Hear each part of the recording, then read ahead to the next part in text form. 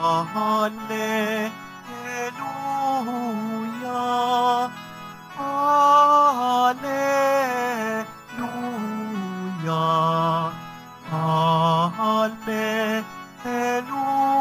Hallelujah, Hallelujah.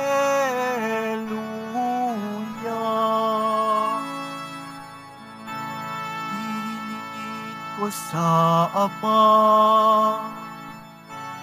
Espiritu'y isugo niya,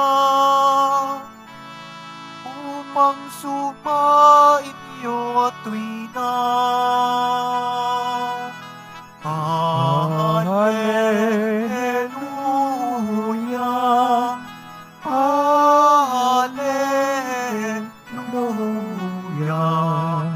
Hallelujah,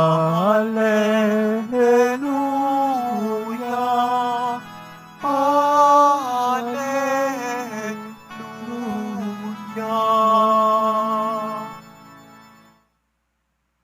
Sumainyo ang Panginoon. At sumayo rin. Ang mabuting balita ng Panginoon ayon kay San Juan.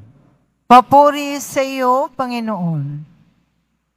Noong panahong yon, sinabi ni Jesus sa kanyang mga alagad, "Marami pa akong sasabihin sa inyo, ngunit hindi pa inyo kayang unawain ngayon. Pagdating ng Espiritu ng katotohanan, tutulungan niya kayo upang maunawaan ninyo ang buong katotohanan. Sapagkat magsasalita siya hindi sa ganang kanyang sarili. Sasabihin niya sa inyo ang kanyang narinig at ipapahayag ang mga bagay na darating. Pararangalan niya ako sapagkat sa akin magmumula ang ipapahayag niya sa inyo. Ang lahat ng nasa Ama ay sa akin. Kaya ko sinabing sa akin, magmumula ang ipapahayag niya sa inyo." Ang mabuting balita ng Panginoon. Pinupuri ka namin, Panginoong Hesukristo. Magsiupo po ang lahat. Isang mapagpalang araw po sa inyong lahat. Purihin po natin ang ating pong Isus Nazareno na nabuhay muli. Nasa Miyerkules tayo ng ika-6 na linggo ng Pasko ng pagkabuhay muli ng ating pong Isus Nazareno. Ang atin pong paksa ay tungkol sa Espiritu ng katotohanan. Sa salitang Hebreo, dahil ang atin pong Panginoong Isus ay nagsasalita sa Hebreo, Ruach ha-emet. Ruach, Espiritu, emet, katotohanan. Pero ang ating mga pagbasa ngayon, sa unang pagbasa na mula sa Gawa ng mga Apostol, at sa ating Ebanghelyo ngayon ni San Juan, Kapitulo 16, verso 12 hanggang 15, ay sa Koinonia na Griego, at ang nakasulat po sa Ebanghelyo ni San Juan, Kapitulo 16, verso 13, ang tungkol sa Espiritu ng katotohanan ay Pneuma tes Aletheas. Pneuma, Espiritu, Aletheas, katotohanan. Kaya po sa Latin ay nasabi, Spiritus Veritatis. Sa ating salita, Espiritu ng katotohanan.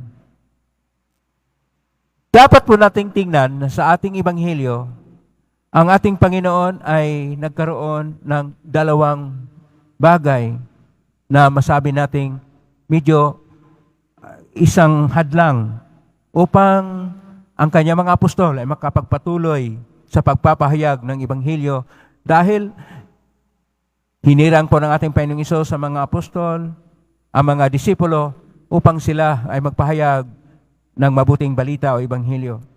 Pero una, sinabi niya ngayon, itong bahagi ng Ebanghelyo ngayon, siya ay nagpapaalam na sapagkat siya ay pupunta na sa Ama. Pero kahit na siya ay aalis bilang daan, katotohanan at buhay, Kanya pong ibinigay o ibibigay ang Espiritu ng katotohanan. Pangalawa, dahil hindi pa natapos ang lahat, nagsimula pa lang ang kanilang paghubog bilang mga apostol, kinakailangan na magpatuloy ito at ang magpapatuloy ay ang Espiritu Santo, ang Ruach. Pangatlo, sa paggawa o dili kaya sa pagpapahayag ng Ebanghelyo at iba pang gawain sa misyon, gaya ng ginagawa ni San Pablo at iba pang mga apostol, na atin pong napakinggan ngayon sa unang pagbasa sa Gawa ng mga Apostol, Kapitulo 17, versikulo 15 hanggang Kapitulo 18, versikulo 1, tinuturuan ang mga nagpapahayag ng Ebanghelyo ng Espiritu Santo. Kaya doon, habang naglalakad si San Pablo sa Athena ay isang pinakamahalaga na lungsod noong kapanahunan ng mga apostol. At naroon sa tinatawag na parang plaza na tinatawag nilang Areopago.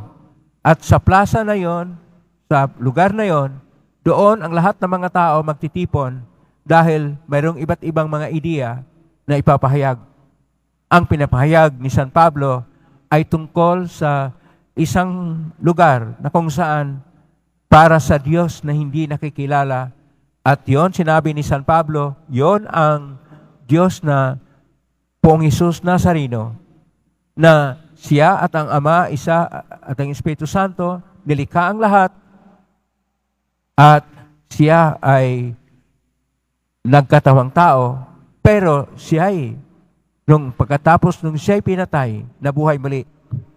Problema naman ngayon, dahil hindi katanggap-tanggap ng mga Grigo ang pagkabuhay muli, sapagkat ang kanila pong filosofiya, kung tingnan po natin ang filosofiya ni Plato at ni Aristotle, na ang mahalaga ay yung diwa, yung espiritu, yun ang katotohanan. Kaya ang katawan ay marumi at mahina. Hindi dapat babalik ang katawan sa espiritu. Kaya ang pagkabuhay muli ay hindi nila katanggap-tanggap. Pero itong tungkol sa pagkabuhay muli, dahil sa tulong ng Espiritu Santo, ay magpahayag naman ng teolohiya tungkol sa resurrection o pagkabuhay muli ng ating Panginoon. Tatlo na po ang nagawa ng Espiritu Santo.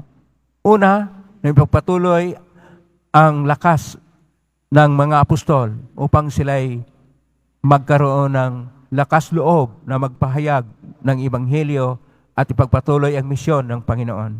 Pangalawa, na sila'y tuturuan sapagkat sila'y mga ordinaryo lang na mga tao, mga mangisda, mga ordinaryo na mga tao na hindi nagkaroon ng pag-aaral sa teolohiya. Sa lahat ng mga apostol, si San Pablo lang ang may mataas na pinag-aralan sapagkat nag-aaral siya ng teolohiya ng mga Parisiyo sa pamagitan ng Rabbi na si Gamaliel. Kaya lahat ng mga turo ni Gamaliel ay yan rin ang niadala ni San Pablo, kanya lang pong dinagdag ang turo ng ating Panginoong Hesus. At dito sa ating mga pagbasa, atin pong nakikita kung gaano ang pagkilos ng Espiritu Santo. Magpahanggang ngayon, ang Espiritu Santo ay nagpapatuloy sa paggawa at paggabay sa atin bilang patnubay o paraklito, bilang Espiritu ng katotohanan. At itong Espiritu ng katotohanan ay magturo sa atin tungkol sa kadakilaan ng Diyos dahil sa Kanyang ginagawa sa atin. Kaya tama yung ating napakinggan sa Salmo 148 na ang kadakilaan ng Diyos ay mahayag sa lupa at langit. At dahil dito, pinakailangan po na ating pagalawin ang Espiritu Santo.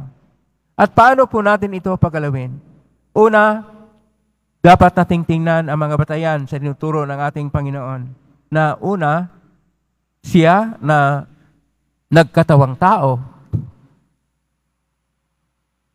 ay pahayag na ang kanyang salita ay dapat din isabuhay at magkatawang tao sa mga apostol upang ito'y mapayag.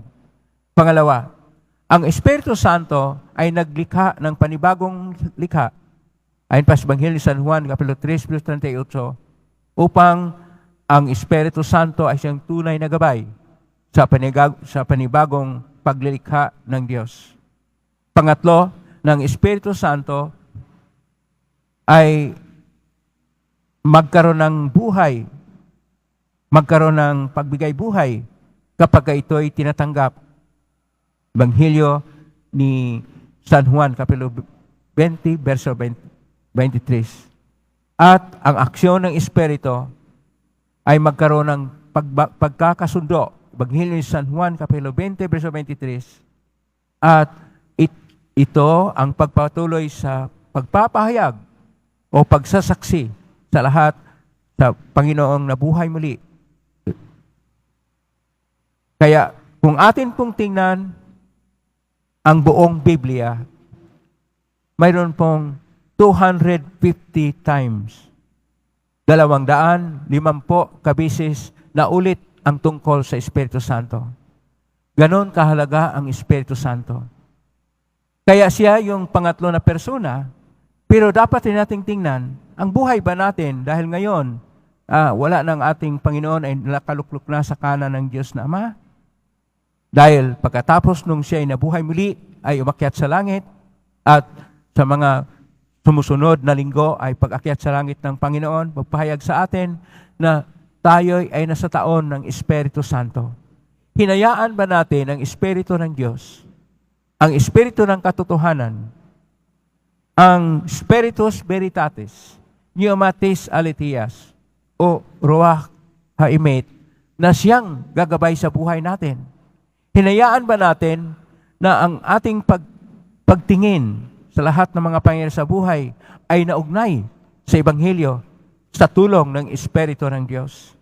Hinayaan ba natin na ang Espiritu Santo ay siyang maghimok sa atin upang tayo makatawag sa Diyos na ating Ama, upang tayo'y manalangin na taimtim sa Kanya, upang tayo ay magkaroon ng pagbabalik loob sa pamagitan ng kapangyarihan ng Espiritu Santo, upang lahat ay pakabanalin ng Espiritu Santo, sapagkat ang Espiritu Santo siya ay magdala ng tinatawag na sanctifying na biyaya. Ang biyayang nagpapabanal. Hayaan ba natin ang Espiritu Santo na siyang gagabay sa lahat ng pamilya upang mabuklod ang pamilya sa pangalan ng Diyos sa tulong ng Espiritu Santo?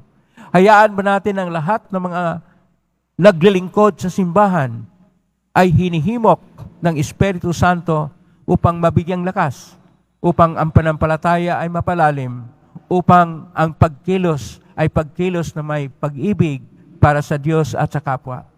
Hayaan ba natin ang Espiritu sa ngayon ay siyang gumagabay sa atin sa panahon na napakahirap na tanggapin ang mga pangyayari? Mga pangyayari na kung saan, kung hindi nyo alam, may mga kaguluhan, may mga problema. Hindi lang problema sa pinansya, dahil sa buong mundo, mayroon pong 12 na mga bansa na ngayong taon ay babagsak bilang bansa dahil napabayaan ang kanilang buhay pagkatapos ng COVID-19.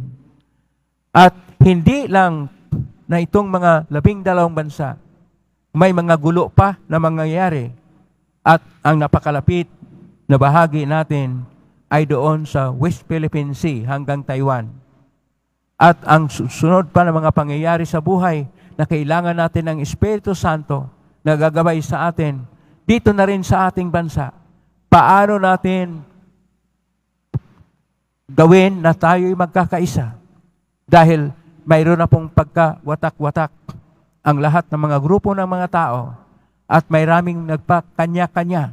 Kailangan natin ng Espiritu ng Diyos, sapagkat ang Espiritu Santo ay isang kapangyarihan ng Diyos na magbubuklod at tayo magkakaisa bilang isang tunay na simbahan na kumikilos, nagsasaksi at nagpapahayag ng pagkakaisa ng simbahan simbahan ng ating Panginoon Jesus na buhay muli, na binayaran ng ating Panginoon sa hindi madali. Binayaran niya ng buhay upang tayo mabuklod. Kaya ang Espiritu Santo ay atin pong